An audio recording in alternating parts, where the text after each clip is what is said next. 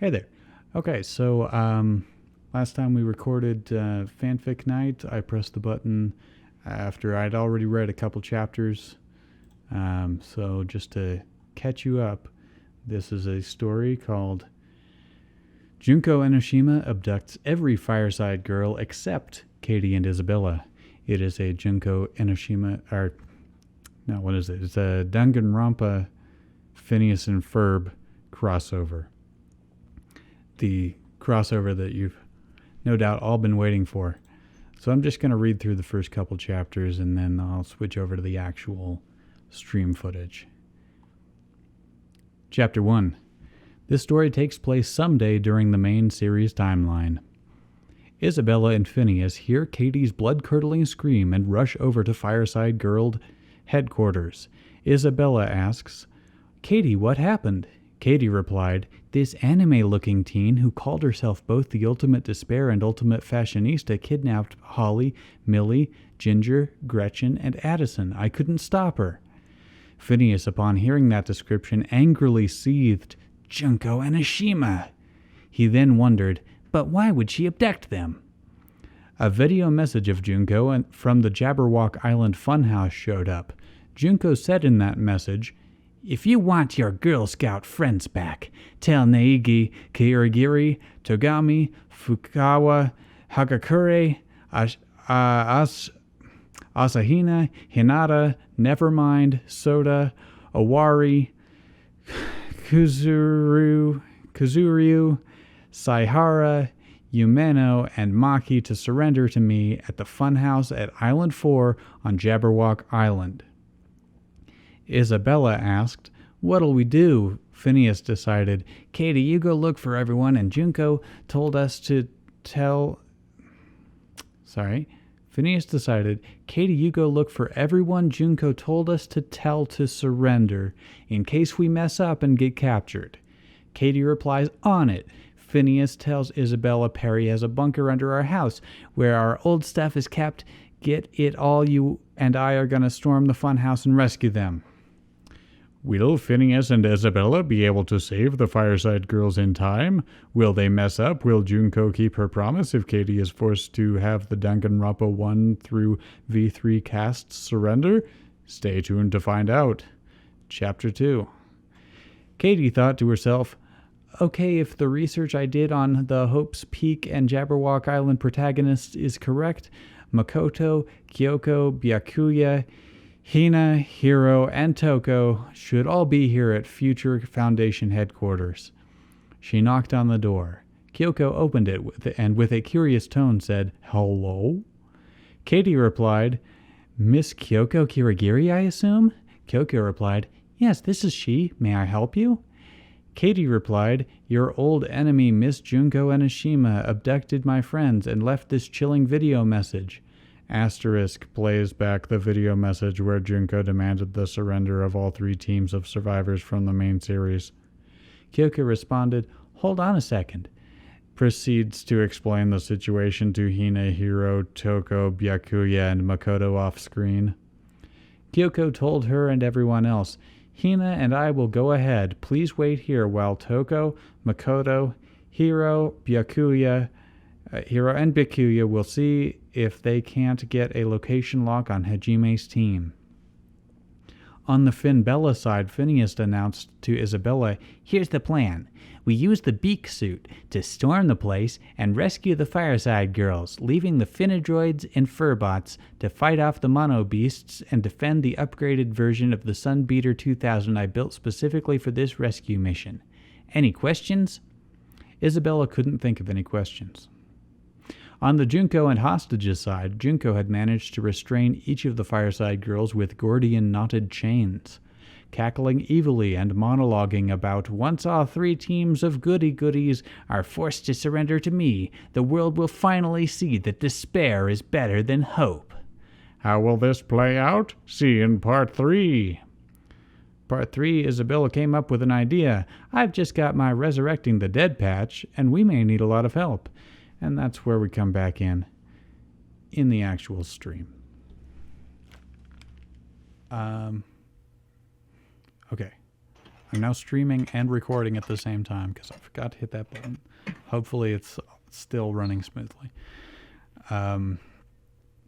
Isabella just got the Resurrecting the Dead patch, and we may need a lot of help, so... Period. I hereby revive everyone who died in the Danganronpa timelines. And you better believe we're going to list them off. Sayaka, All right. Maizono, Mukuru Ikusaba, Leon. I'm going to do this like the Saturday Night Live announcements. Leon Kuwata, Chihiro Fujisaka, Mono Wada, Kiyotaka Ishimaru, Hifumi Yamada. We got it. Oh god. Sakuya It's like Leviticus. Yakuya Tugami, Teruteru Hanamura, Mahiru Koizumi, Peko Pekoyama, Hyoko Sayonji, Ibukumi Oda, Mikan Sumiki, Mekamaru Nidai.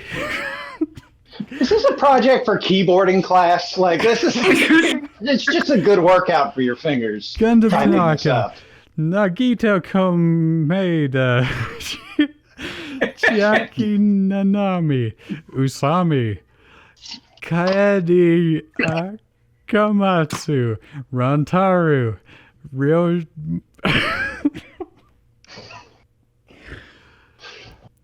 Okay, so hold on. Is it Katie raising people from the dead right now? Isabella. Oh, Isabella. Okay. Miu Uryuma, Kaito Momota, Kokichi Oma, and finally, Gonta Gokuhara. End chapter 3. Was that chapter just a list of names? Yes, I don't remember anything else going on. Yes, it was. It really was like Leviticus 2:3 or whatever. Will this army be enough next time? We'll tell. On the Katie side, she managed to locate and persuade Hajime and other goodbye despair stragglers, but will they be able to win? So now we're just revealing plot points in the credits here. The fight itself and the V3 character recruitment will be in part 4. Oh, good, more recruitment. Somebody's crunching. I don't know. Someone's watching Coco? My daughter's listening to it. Okay. Good ear. I got her the soundtrack so she wouldn't just sit in front of the TV all day. Yeah. Makoto saw who was there and eagerly said, Sayaka, you're okay, but how?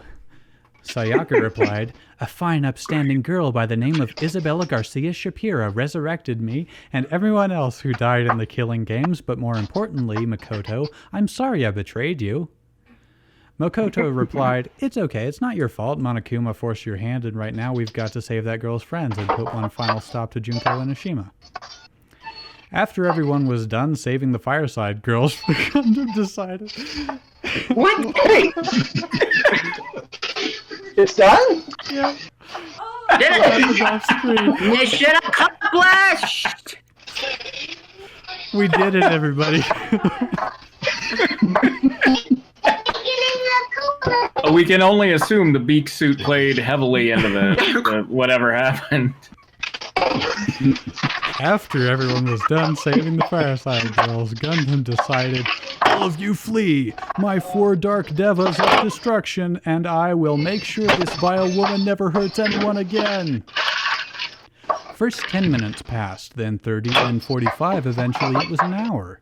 Of course, you could say that at any point in history.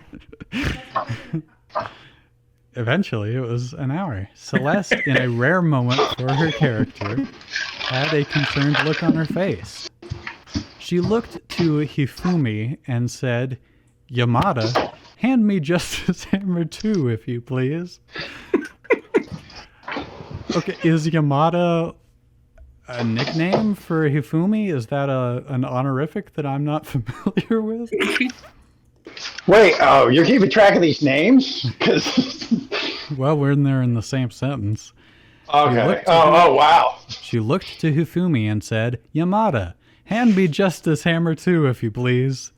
Maybe Yamada is like an exclamation. Is it maybe Hifumi Yamada? Is that the full maybe. name? Oh, yeah. I'd have to go back to one of the lists to figure it out. Reread chapter 3.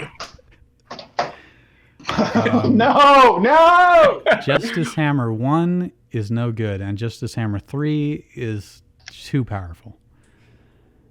2 should do it. Makoto looked at her and asked, Celestia... She's called Celestia now? Okay. Is it Princess Celestia? Celestia? I don't know. Celestia, what are you planning to do? Celeste replied, in a 5-on-1 fight, it should not be taking Gundam Tanaka and his 4 hamsters this long to deal with Junko Enoshima, so I'm helping him. There's Hamtaro now? Maybe. just there you go. Princess Celestia going. Get some Hamtaro in there. Okay, Hamtaro. Oh, now you're going off of you're getting cut off. Oh, really? Okay. Because I cropped out your reference pictures. Anyway. Okay. After a few blows from Just Hammer 2, Celeste told Tanaka, now Gundam, finish her! Wait, wasn't Gundam the bad guy? No, Gundam was like, I'm gonna make sure this vile woman never hurts anyone again. Oh, okay. It's just some guy. All right. Gundam replied, of course. It's over, Junko. Not even you can survive this attack. It uses over 96.5% of my combat strength. Infinity United Flame! After it was done, Celeste and Gundam said, pathetic for... Like in unison? Sure. Mm-hmm. Well, I have a question. Now, in this video game, do they actually break down to the decimal the strength of their attacks while talking to each other, or is that just something you see in the corner of the aware that there were screen? even attacks. I don't know. No, there aren't attacks. No. Yeah, it's like debates and executions is my understanding. Oh yeah. That's the game where you like have real time debates about who to kill, right? Yeah. Oh, that's a game? It's like if you took like what is it Phoenix Wright Attorney except like your own life was on the line every time. Oh, okay, fun. I guess. Well, I mean, Now Phineas is here. Oh, okay. All right. Here we go. There's a name I recognize. And Gundam is beating someone up. Okay, I'm gonna... Does this sound... No, that's not right.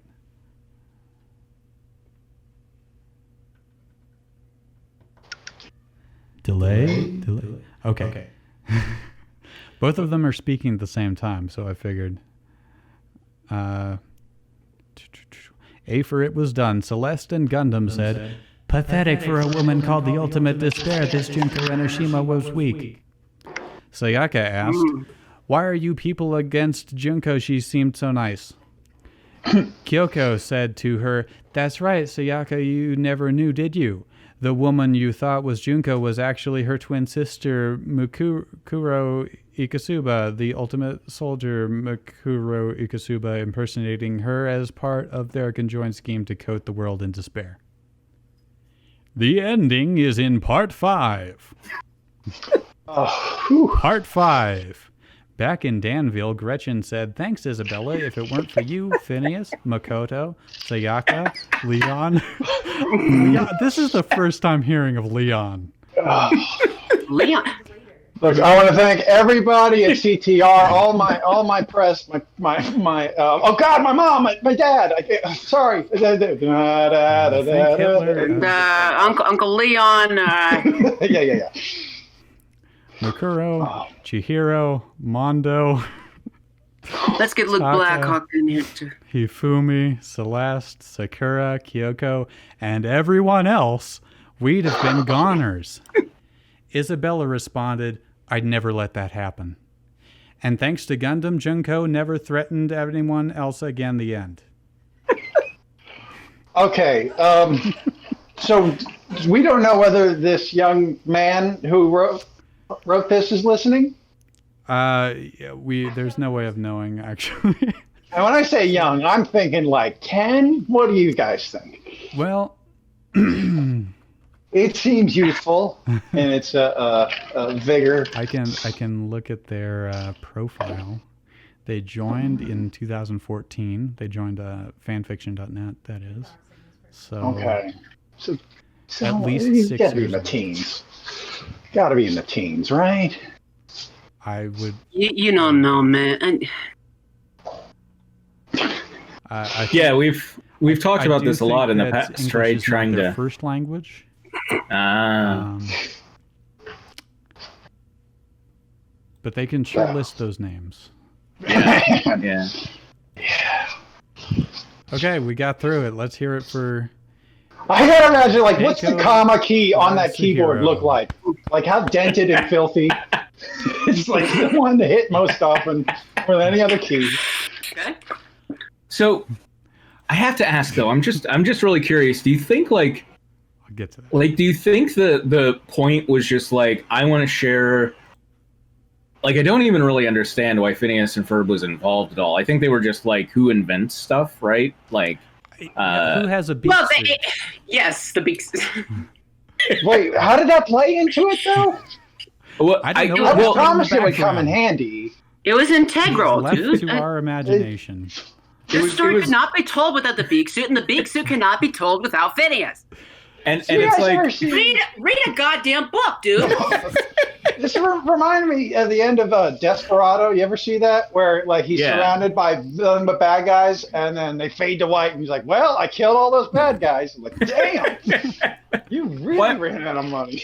I mean, I mean, my question is basically like, do you think this person who was writing it was like, man, I just really want to like share my love for this series, Danganronpa, and like list off all these characters that I felt so much about, and have this, like, everybody who reads this is going to be like, yeah, that's totally what, Gretchen would say in that situation or whatever. Do you think that's what it's about? Like, is that what they were going for? Or I mean, if what they would say is, of course, it's over, or like, yes, that's my name.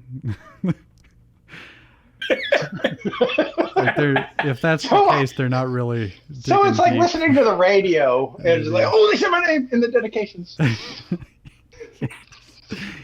Yeah. I just, because they obviously weren't really focused on like action or obstacles, or yeah. So I just, I mean, I I'm knew like, clearly they wanted to rescue the Fireside kids or whatever.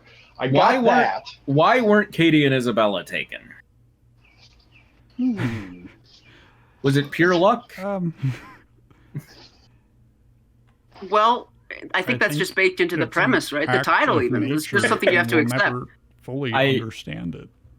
I do want to point out this is the first one I've heard where someone's parents weren't disappointed in them, so that's a break from standard. Yeah. fanfic. That's true. That's true. We've had that's been kind of a theme